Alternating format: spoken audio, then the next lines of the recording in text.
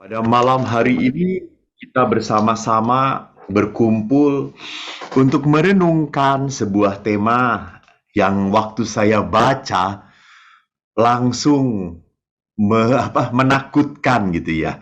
Karena temanya adalah pengorbanan di dalam keluarga gitu. Belum apa-apa sudah suruh berkorban, berat amat gitu. Jadi jangan-jangan orang Katolik itu senang berkorban, senang berkorban. Jangan-jangan juga nanti dikorbankan gitu. Jangan sampai seperti itu. Jadi tema ini ingin saya perlihatkan kalau pengorbanan-pengorbanan menjadi berat begitu. Jadi Yesus itu menuntut kita supaya kita berkorban dengan sukacita. Karena pengorbanan yang penuh dengan sukacita inilah yang membawa berkat. Bahkan pengorbanan yang diangkat, yang dilakukan dengan penuh sukacita, itu pun yang dilakukan oleh Yesus. Dan sekarang mari kita bersama-sama merenungkan tentang pengorbanan semacam apakah yang harus terjadi atau yang bisa terjadi di dalam sebuah hidup berkeluarga. Saya pertama-tama juga harus mengingatkan bahwa saya tidak berkeluarga. Hanya saya berasal dari sebuah keluarga. Dan saya banyak mendengarkan sharing tentang keluarga. Kan kalau ada masalah baru lari ke pastor untuk berbicara gitu. Kalau tidak ada masalah, diam-diam saja gitu. Jadi saya tuh paling senang kalau tidak banyak umat ngomong dengan saya. Berarti keluarga Katolik itu tidak ada masalah gitu. Syukur pada Allah gitu. Jadi kita kalau lihat berbicara tentang hidup berkeluarga, kita harus lihat awalnya.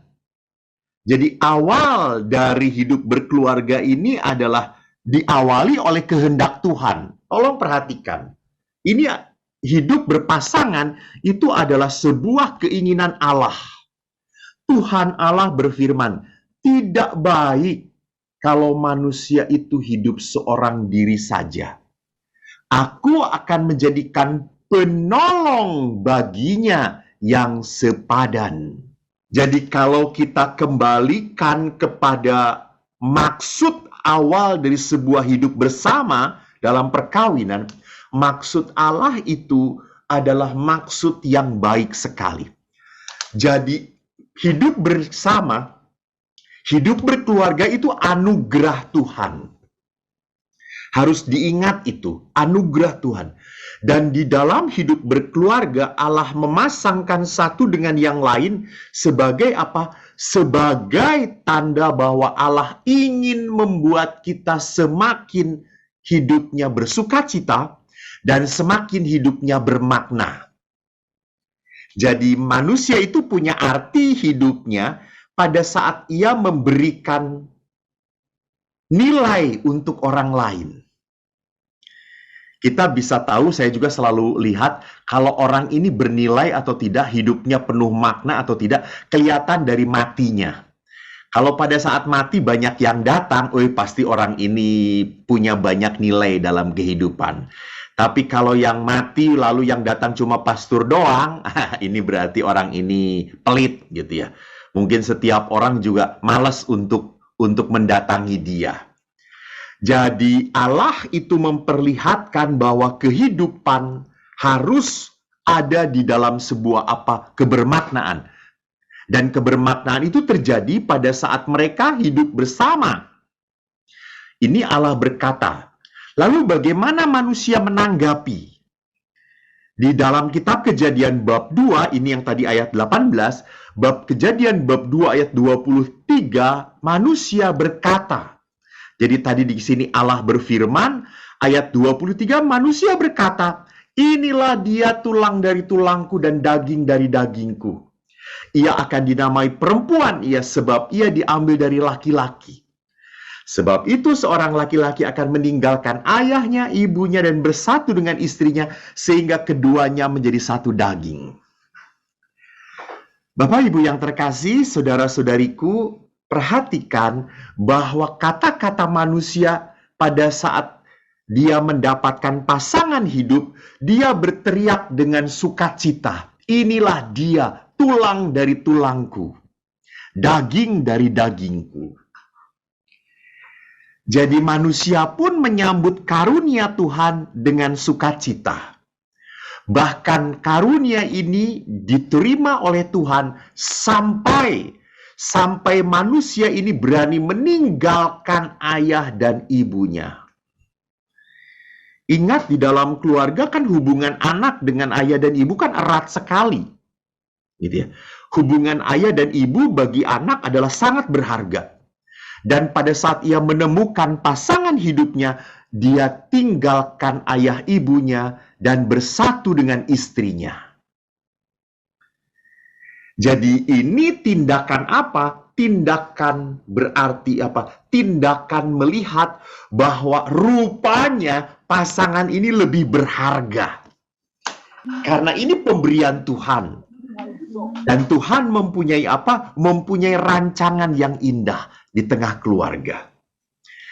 Maaf, saya tidak mengatakan bahwa kalau gitu orang tua tidak berharga, ya tidak, bukan semacam itu. Berarti ini dia mengorbankan, meninggalkan yang berharga untuk membangun kebersatuan dalam keluarga.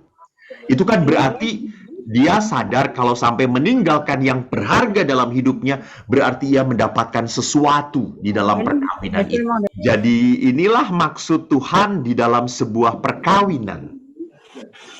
Nah, kalau maksud Tuhan di dalam sebuah perkawinan seperti ini, maka di dalam gereja pun kita tahu bahwa di dalam kitab hukum kanonik dikatakan apa tujuan perkawinan.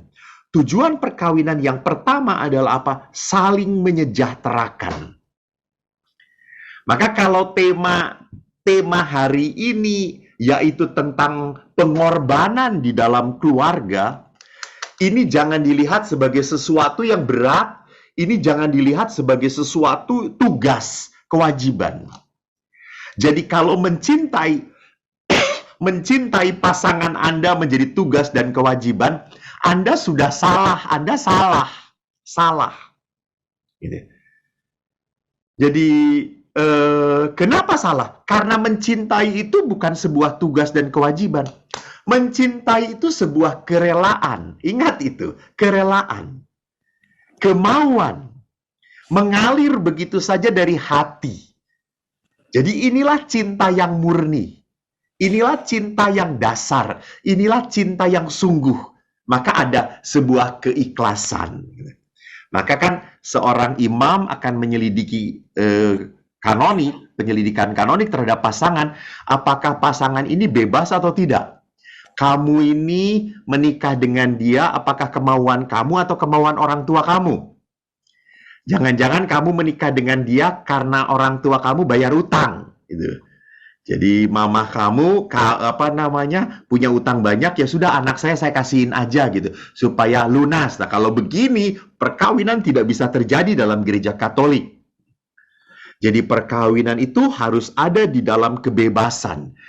Maka selalu ditanya, siapa yang memilih pasangan ini? Saya. Maka dalam janji perkawinan pun selalu dikatakan saya, bla bla bla, memilih engkau, bli untuk menjadi istri saya. Jadi di sini diperlihatkan bahwa ada subjek dari cinta, dari kasih, yaitu pribadi yang bersangkutan.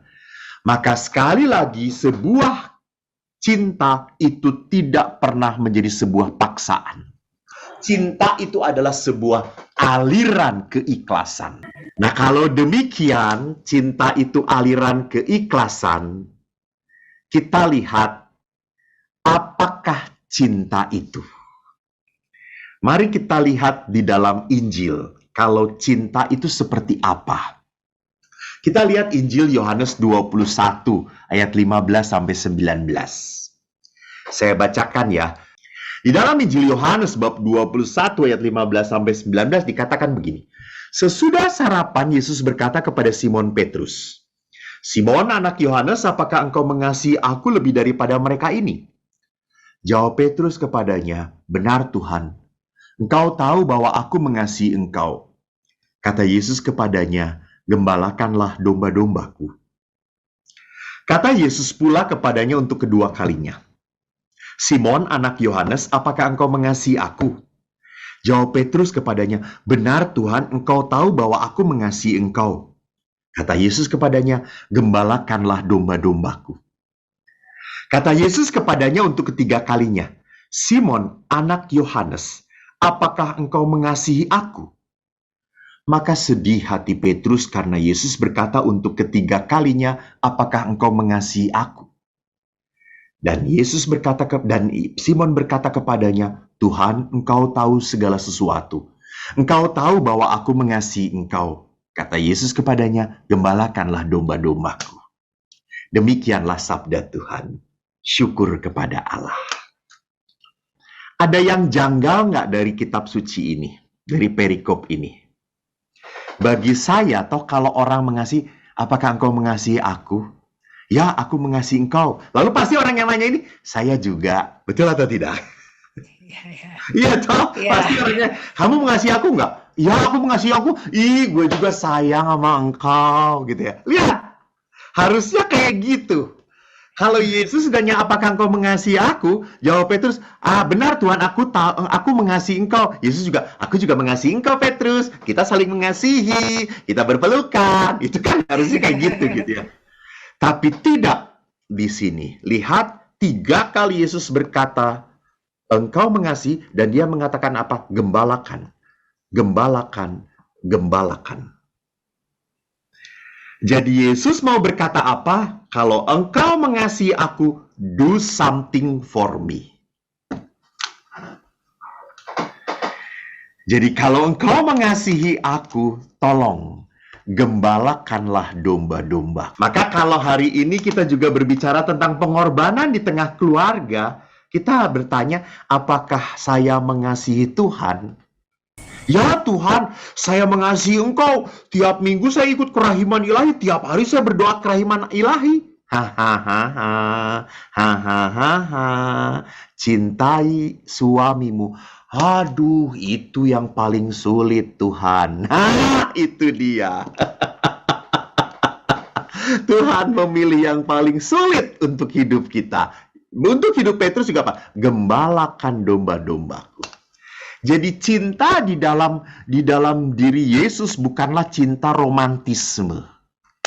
Bukanlah cinta picisan yang berkata I love you too. Wow, we love one another. Yes, muah. Tidak. Gitu. Cintanya Yesus berkata, kalau engkau mencintai aku, gembalakanlah domba-dombaku. Jadi rupanya cinta itu harus bergerak menjadi apa? Utusan. Menjadi utusan. Ini cinta yang real. Gitu. Ini cinta yang nyata. Bukan sebuah cinta romantisme. Dan ingat selalu di dalam ajaran Yesus bahwa cinta ini adalah yang paling unggul di dalam hukum Taurat. Pada saat ditanya oleh orang Farisi dan Saduki dan para imam, apa yang paling utama dalam hukum Taurat Musa? Yesus berkata, cintailah Tuhan Allah. Dan yang sama dengan itu adalah cintailah sesamamu. Jadi lihat di sini, cinta itu adalah identitas pengikut Kristus. Maka dalam Injil Yohanes dikatakan, kamu itu murid-muridku kalau kamu saling mengasihi. Gitu. Jadi bukan karena kamu memakai salib. Bukan. Karena di rumahmu dipasang salib. Bukan. Karena di mobilmu ada rosario. Bukan. Karena kamu pakai nama baptis. Konstantius, Agustinus, Laurentius. Gitu. Sisilia? Bukan. Kamu menjadi pengikutku adalah apa? Kalau kamu saling mengasihi. Jelas sekali di sini. Maka kalau kita berbicara tentang identitas, apa itu identitas? Identitas itu berarti apa? Sesuatu yang tidak bisa dipisahkan dari pribadi kita. Jadi kalau kita kehilangan identitasnya, maka pribadi kita, diri kita itu ada yang kurang. Gitu. Misalnya, mohon maaf. Saya identitasnya sebagai seorang imam. Dan pada saat saya sebagai seorang imam, saya tidak bisa semena-mena dan seenaknya mencari rekreasi yang menyenangkan saya. Misalnya, ada seorang imam senangnya main golf. Wah, aneh. Sudah mahal alat-alatnya, caddy-caddy-nya cantik-cantik lagi dan menggoda gitu ya. Jadi ini tidak sesuai dengan identitas imamat. Kalau imam itu ya olahraganya Yang murah-murah aja, jalan kaki, selesai gitu. Itu cukup gitu. Jadi lihat di sini, kalau identitas itu hilang dari pribadi kita, maka ada sesuatu yang kurang dalam diri kita. Ada yang nggak beres dengan diri kita. Sama, kalau Anda sudah berpasangan pun, tetapi Anda masih hidup sebebasnya dan seenaknya tanpa memperhatikan dan memperhitungkan perasaan pasangan Anda, ada yang tidak beres dengan pribadi Anda, dengan diri Anda. Karena identitasnya sebagai seorang suami, sebagai seorang ayah, tetapi kelakuannya tidak seperti identitasnya. Maka identitas itu menuntut kelakuan tertentu, perilaku tertentu. Dan kalau kita kembali kepada identitas, saya ingat sekali bahwa Yesus memberikan identitas sangat jelas untuk diri kita. Apa identitas kita? Yesus ngomong di dalam Injil Matius, kamu adalah garam dan terang dunia. Keren. Saya suka banget dengan ini. Kenapa Yesus itu nggak ngomongnya gini, kamu itu orang berdosa ya. Kamu ini anak yang selalu berkhianat ya. Kamu ini orang yang selalu jatuh dalam dosa-dosa yang sama aja. Enggak, Yesus nggak ngomong tentang kita hal-hal negatif. Yesus ngomong kepada kita tentang hal yang positif, yaitu kamu adalah garam dan terang dunia. Ingat, Bapak Ibu, di dalam kehidupan garam tidak pernah bisa terlepas dari makanan. Selalu makanan seperti apapun ya diberi garam. Sejauh saya tahu, kalau mau enak gitu ya. Tapi kan sekarang pantang, ada yang pantang garam gitu ya. Ya silahkan. Tetapi umumnya, biasanya gitu. Garam itu adalah hal yang paling tidak bisa dilepaskan dari sebuah makanan. Terang, ini terang yang paling jelas. Kita bisa melihat karena ada terang. Kalau tidak ada terang, semuanya hanya satu dimensi, hitam. Tapi karena ada terang, maka ada bentuk. Maka kalau Yesus berbicara tentang kamu adalah garam dan terang dunia, mari kita lihat seperti apa maksud Yesus. Kita lihat terang dunianya di sini. Matius bab 5 ayat 14-16. Kamu adalah terang dunia. Lihat di sini bahwa Yesus mengatakan kita ini terang, dan terang itu harus diletakkan tidak di bawah gantang tetapi di atas kaki dian. Supaya Supaya menyinari semua orang. Dan pada saat semua orang melihat perbuatan kita yang baik, melihat terang itu, semua orang akan memuliakan Bapa. Jadi ini tujuannya. Jadi kalau kita kembali kepada tema pengorbanan, cinta yang kita lakukan di dalam keluarga, sekali lagi untuk kemuliaan Bapa. Karena semua perbuatan baik kita di tengah keluarga kita membuat Membuat pasangan mensyukuri kehadiran kita. Betul atau tidak? Ya, banyak sekali kesaksian. Romo, saya tuh bersyukur punya suami baik banget. Dia itu orang rajin berdoa, nggak neko-neko, nggak banyak macem-macem, tenang. Dia betul-betul pemimpin keluarga. Saya tuh bersyukur kepada Tuhan karena punya suami seperti itu. Ya. Jadi kebaikan, pengorbanan yang kita lakukan dalam komunitas keluarga kita membuat kemuliaan Bapa terpancar. Karena apa? Dengan rasa syukur tadi, gitu ya, mengakui bahwa Tuhan tidak salah menempatkan dia sebagai belahan hatiku. Jadi bagaimana mengembalikan trust adalah apa? Keberanian untuk memberikan pengampunan.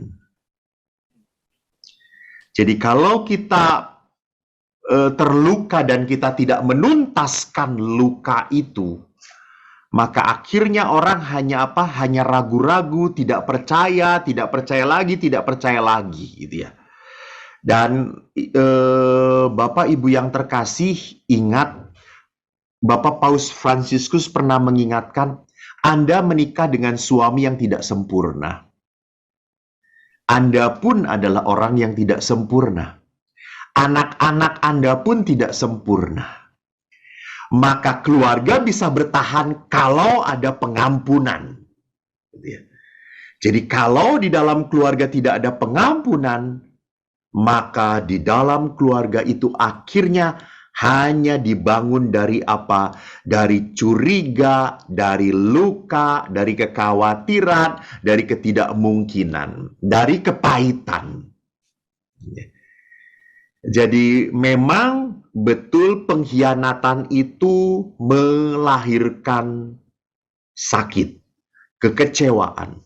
Dan pengkhianatan itu akhirnya membuat trust kita berkurang. Tadinya 100 jadi 90, drop menjadi 40, bahkan drop menjadi 10 gitu ya. Bisa terjadi. Bagaimana meningkatkan kembali trust? Kita harus berani untuk mengampuni. Dan pengampunan itu tidak pernah mungkin terjadi kalau kita tidak mengandalkan Tuhan. Karena pengampunan itu bukan daya manusia. Pengampunan itu kemauan manusia, daya dari Tuhan. Ingat, kita harus mau dulu, mau mengampuni, dan kita mohon daya kekuatan dari Tuhan untuk bisa mengampuni. Maka mohonlah setelah Anda punya pengampunan yang tulus, ikhlas, biarkanlah trust itu mengalir kembali dalam hati Anda. Memang si jahat, si iblis, yang namanya si iblis, walaupun sudah mengampuni, akan menggedor-gedor batin Anda. Ingat, dia bohong lagi loh. Ingat, dia nggak bisa dipercaya loh. Lo mah kawinnya dengan dengan kucing, ikan asin aja diembat gitu ya. Jadi kita akhirnya apa? Akhirnya kemauan, kerelaan kita untuk mengampuni akhirnya berkurang. Maka itu tadi penting bahwa kita jangan banyak berkumpul. Maaf ya, jangan banyak berkumpul dengan orang-orang yang menceritakannya negatif melulu. Wah, makin takut gitu ya.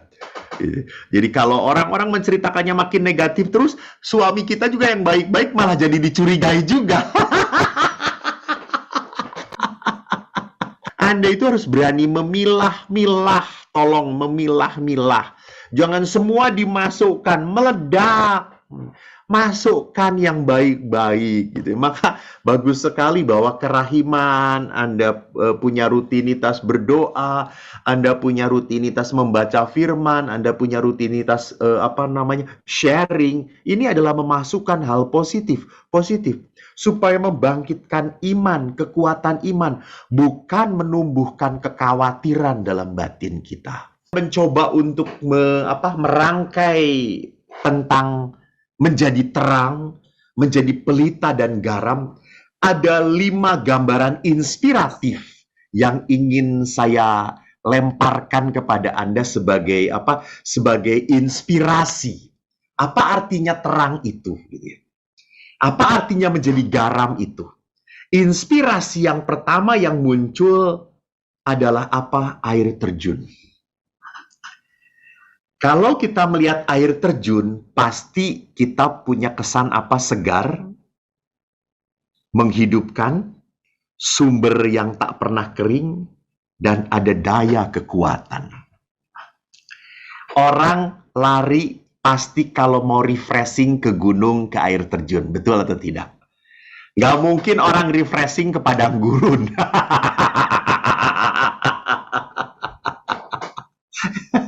Orang ke padang gurun tuh cari godaan, kayak Yesusnya dibawa ke padang gurun, dia digoda oleh setan gitu ya. Karena di sana tempat membuang mayat dan membuang jin dan segala-galanya gitu. Padang gurun tempat yang panas, tempat yang tidak nyaman. Orang ke air terjun itu adalah orang yang tahu bahwa di situ ada kesegaran. Di situ ada kesenangan gitu ya. Di situ ada sukacita. Maka permenungan pertama yang ingin saya katakan adalah apa? Kita itu harus menjadi seperti air terjun.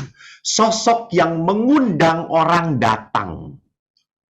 Karena tahu kalau datang pada orang itu saya tidak akan disakiti. Saya tahu kalau saya datang kepada orang itu saya akan dikuatkan. Saya akan diteguhkan. Saya akan diberi kenyamanan. Saya akan didoakan. Bukannya disalah-salahkan gitu ya. Contoh kalau saya boleh sharing gitu ya, waktu kecil, kan saya selalu bercerita tentang waktu kecil gitu ya. Kalau waktu kecil saya punya masalah, lari pada siapa? Nggak mungkin saya lari pada ayah. Ayah itu padang gurun. Saya ngadu pada ayah, langsung dipukul, langsung disalah-salahkan, langsung dikatakan, tuh kan kata ayah juga, kamu sih memang ngawur, ngaco, maka guru marah gitu ya. Tapi kalau saya sudah dimarahin guru, saya larinya kepada siapa? Air terjun. Siapa itu? Ibundaku, ibuku. Gitu. Pada saat saya ngomong, Bu, aku dimarahin Bu sama ibu guru. Kenapa? Aku salah menjawab, Bu. Ya sudah, enggak apa-apa. Makanya belajar ya besok dengan ibu belajar. Sekarang salah, enggak apa-apa. Sini, di mana yang tadi dimarahin? Dipukulnya. Ini Bu sakit hati. Ya wis, lalu ibu pegang-pegang gitu hatinya. Sembuh oleh ibuku, sembuh gitu ya. Ibu saya itu tabib ajaib bagi saya gitu ya. Kalau saya jatuh nggak akan ngomong kepada ayah, nggak akan cerita gitu ya. Udah sakit ketimpa tangga, bukan tangga lagi, ketimpa kontainer kalau dengan ayah gitu sakitnya gitu, makin double gitu. Saya lari pada ibu. Jadi di situ ada apa? Ada keteduhan. Di situ ada kekuatan. Orang ini tidak akan menyalahkan aku. Orang ini tidak akan menghakimi aku. Orang ini akan meneguhkan aku. Itu panggilan menjadi apa? Menjadi terang, menjadi garam. Kita harus menjadi sosok yang welas asih. Yang tidak hadir untuk menjadi hakim. Saya seringkali sedih, mohon maaf ya. Seringkali prihatin, mohon maaf. Ada orang yang rajin berdoa dan menyalah-nyalahkan dan menjelek-jelekan orang yang tidak rajin berdoa. Kenapa? Wong Tuhan aja tidak menghakimi dia. Bahkan bacaan hari ini pun Yesus berkata, aku datang tidak untuk menjadi hakim bagi kamu. Aku datang untuk menyelamatkan kamu. Ingat, jadi kalau ada orang yang bersalah, ada orang yang katakanlah hidupnya tidak pantas, bukan dihakimi, tapi selamatkanlah orang itu. Selamatkan orang itu. Dan kita bisa menyelamatkan orang itu kalau menjadi apa? Sumber keteduhan, sumber kebaikan, sumber ketenangan, sumber kekuatan. Yang kedua, saya memunculkan ide bergandengan tangan. Di dalam bergandengan tangan tentunya ada kebersamaan, kesatuan, kepedulian, dan kesehatian. Jadi di dalam keluarga harus ada yang namanya kebersamaan. Kebersamaan. Maaf, omong kosong. Kalau Anda saya mencintai keluarga, saya itu bekerja capek-capek untuk keluarga, banting tulang untuk keluarga, tapi tidak pernah punya waktu untuk keluarga. Omong kosong. Maaf ya, maaf saya mengatakan seperti itu. Saya pun berefleksi dengan hidup komunitas saya. Saya pun selalu merenungkan tentang hidup bersama di pastoran ini. Adalah sebuah hal yang omong kosong saya adalah pelayan Tuhan. Kalau saya tidak punya waktu bersama dengan dua imam rekan saya. Omong kosong kalau saya mencintai Tuhan dan saya tidak merawat dua imam yang hidup dengan saya. Omong kosong. Seluruh pengorbanan saya percuma di saat kita tidak punya waktu bersama-sama, berkomunikasi bersama-sama dengan dengan keluarga kita. Menyedihkan sekali. Seringkali keluarga itu tidak dijadikan prioritas. Seringkali keluarga itu dijadikan Dijadikan tempat di mana kita tinggal sisa waktu doang. Setelah kita capek kerja, setelah kita capek hobi, menghabiskan waktu untuk hobi, untuk kerja kita, baru sisa waktunya itu untuk keluarga kita. Menyedihkan. Kita lupa bahwa Allah memanggil kita untuk hidup di dalam kebersamaan. Untuk tadi, menjadi penolong bagi yang lain. Yang ketiga, ide saya muncul tentang gambar tangga. Ingat, apa itu tangga? Tangga itu adalah sebuah usaha untuk naik, ada usaha, ada mendukung, dan akhirnya menolong. Jadi kita sebagai sosok siapapun, entah orang tua, bagi anak, kita harus menopang anak kita untuk naik lebih berhasil dari diri kita. Saya bangga sekali banyak orang tua yang berkorban mati-matian supaya anaknya lebih baik daripada keadaan orang tuanya. Benar, oke. Tapi jangan lupa faktor tadi yang kedua gitu ya. Bahwa anak tidak hanya harus naik pendidikannya, naik nasibnya dari Anda, tetapi juga mereka pun punya punya ikatan cinta bersama Anda. Maka tadi gitu ya. Maka saya juga seringkali prihatin. Prihatinnya ada ibu-ibu ya. Jadi kalau anaknya itu cantik, ibunya tuh nggak mau kalah cantik gitu ya. Jadi kalau anaknya dandan, ibunya tuh dandannya lebih cetar daripada anaknya. Sampai saya tuh bingung kalau perkawinan anaknya, loh yang dahsyat ibunya ya, kata saya itu. Jadi ibunya tuh nggak mau bersaing, nggak mau kalah saing dengan anaknya gitu. Saya juga masih hebat kok, saya juga masih jreng gitu. Terus ngapain kalau masih jreng? Toh nggak akan ada orang yang tertarik dan ngawinin elu gitu. Karena lu udah ada yang punyanya, kata saya itu gitu. Jadi lihat di sini, menjadi orang tua harus berani untuk mengangkat anak, menaikkan anak. Entah hidup pendidikannya, tetapi juga hidup imannya. Gitu. Tolonglah ditopang hidup iman anak Anda. Jangan dibiarkan. Nih tangga, nih nak, kalau kamu itu malam,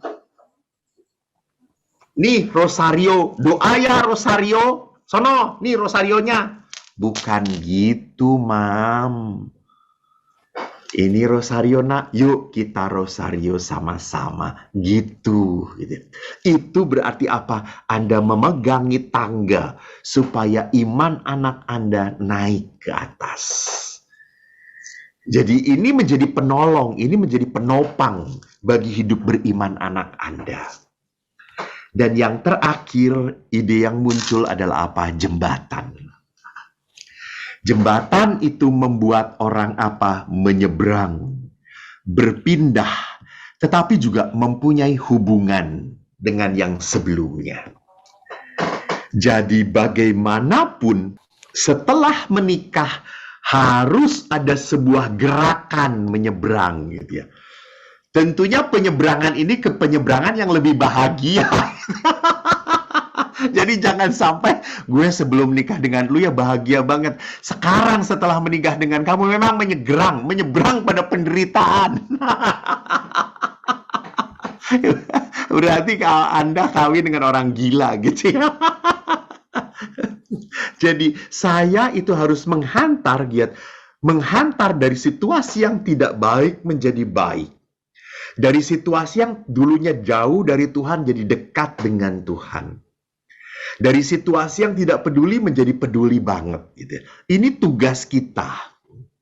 Jadi sama-sama tidak hanya kita dipanggil, kita punya gelar imam di dalam keluarga. Walaupun imam keluarga itu adalah ayah, adalah bapak. Maka bapak itu memang punya peran untuk apa? Menyeberangkan keluarga, anak-anak kepada kebaikan yang lebih mulia, kehidupan yang lebih pantas dan berkenan kepada Allah. Maka kalau kita simpulkan perjalanan renungan pada malam hari ini, apa sikap dasar hidup berkeluarga yang bisa berkorban itu? Saya akan berikan 4 poin dari kesimpulannya. Pertama, sikap dasar hidup berkeluarga yang bisa berkorban haruslah sikap seseorang yang Christ-centered, berpusat pada Kristus. Jadi orang tidak akan pernah bisa berkorban, orang tidak akan pernah bisa mencintai kalau orang itu tidak dekat dengan Allah. Ingat, pengorbanan seperti apapun kalau tidak didasari oleh kasih kepada Tuhan, seringkali pengorbanan itu berpamrih. Betul. Berpamrih. Mohon maaf. Ada orang tua yang menanam kebaikan kepada anak. Supaya nanti kalau mama papa kamu sudah tua, mama papa harus dirawat ya, ingat ya. Jadi anak itu sebagai tanaman saham. Ini aku sudah ngasih saham nih, saham. Rasanya enggak perlu begitu deh. Sekali lagi ingat, cinta itu mengalir. Bukan kewajiban, bukan keterpaksaan. Jadi kalau sejak awal anak pun merasa bahwa cinta orang tuanya adalah cinta yang tulus, maka anak pun akan mencintai orang tuanya dengan tulus pula. Saya teringat, walaupun saya tidak punya hubungan baik dengan ayah saya, tetapi setelah ibu meninggal, ayah sudah menjadi tua, saya toh tidak membalas apa yang dulu mengecewakan saya, tidak. Saya selalu berusaha apa sih yang membuat ayah senang. Saya telepon, ayah mau apa? Gitu ya. Saya carikan. Bahkan pernah saya punya cuti, saya tadinya mau rekreasi, tahu-tahu ayah berkata, aku ingin ke Jawa. Oh ya sudah, saya antar. Seminggu saya antar ayah, ditemani ayah, bersama ayah. Saya lakukan. Saya tidak merasa itu sebagai sebuah tugas, saya tidak. Sebagai sebuah kewajiban, saya tidak. Itu sebagai sebuah panggilan, undangan dalam hati saya. Ayah walaupun seperti itu telah menanamkan kebaikan pada saya. Jadi ingat, di dalam Kristus, luka itu justru akan menjadi apa? Berkat. Jadi kalau orang tidak punya Kristus, maka luka yang dia dapatkan entah sejak kecil, entah sejak kapanpun akan tetap menjadi luka dan akhirnya menjadi sebuah pembalasan. Maka penting sekali orang itu hidup berdasarkan apa? Berdasarkan cinta Kristus sendiri. Yang kedua, sikap dasar hidup berkeluarga adalah service oriented, mengutamakan pelayanan, bukan dilayani. Jadi saya selalu berpikir, apa yang bisa saya lakukan untuk keluarga saya? Apa yang bisa saya lakukan pada saat saya melihat istri saya sibuk? Gitu. Jadi jangan sampai, kan kadang-kadang suami itu nggak suka kalau ngelihat istrinya istirahat gitu. Pada saat lihat istrinya duduk sedikit, mama buatin kopi dong, gitu ya. Kalau ngelihat duduk sebentar, mama super mie dong, atau goreng pisang dong, goreng pisang. Ya Allah, kata saya tuh nggak bisa deh ngelihat istrinya duduk sedikit aja, baru pantatnya nempel, mama harus berdiri lagi gitu ya, harus berdiri lagi. Saya suka Maaf ya, mohon maaf. Saya suka prihatin gitu. Kalau ada suami yang begitu mudahnya minta tolong, padahal bisa dilakukan sendirian gitu ya. Ambilin dong itu pisang, ambilin dong itu piring, ambilin dong itu. Ya Allah, lu kan punya tangan sendiri gitu ya. Kamu kan punya kaki sendiri. Do gitu ya. Selama Anda masih bisa lakukan gitu ya. Kenapa harus memerintah gitu? Kenapa harus minta diutamakan? Maka di dalam pengorbanan kita harus lebih mengutamakan apa yang bisa membuat dia bahagia. Apa yang harus saya lakukan supaya dia membuat hidup dia lebih ringan. Maka yang ketiga, primarily people oriented. Mengutamakan pasangan. Mengutamakan keluarga sebagai prioritas. Jadi selama Anda tidak pernah memprioritaskan keluarga, tidak pernah ambil waktu untuk keluarga, Anda pasti akan miss your family.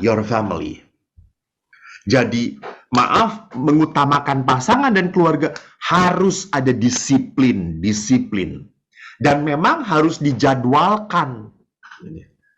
Kalau cuma diupayakan, I think it will not happen. Gitu ya. Nanti aja ya, itu mah nanti setelah dipeti mati gitu ya, baru kita kumpul untuk menangisi. Gitu. Jadi, kalau kita tahu bahwa keluarga itu sebagai prioritas, pasangan itu prioritas, ya direncanakan, dischedulkan, kapan saya mau jalan dengan istri saya. Kapan saya mau nonton bareng, kapan saya mau makan bareng, kapan saya mau rekreasi bareng gitu ya. Jangan hanya barengnya dengan teman-teman, dengan sahabat, dengan hobis gitu ya. No, your family still need you. If you have no family anymore, your spouse, pasanganmu membutuhkan engkau. Dan akhirnya yang terakhir adalah apa? Others related, bekerja sama.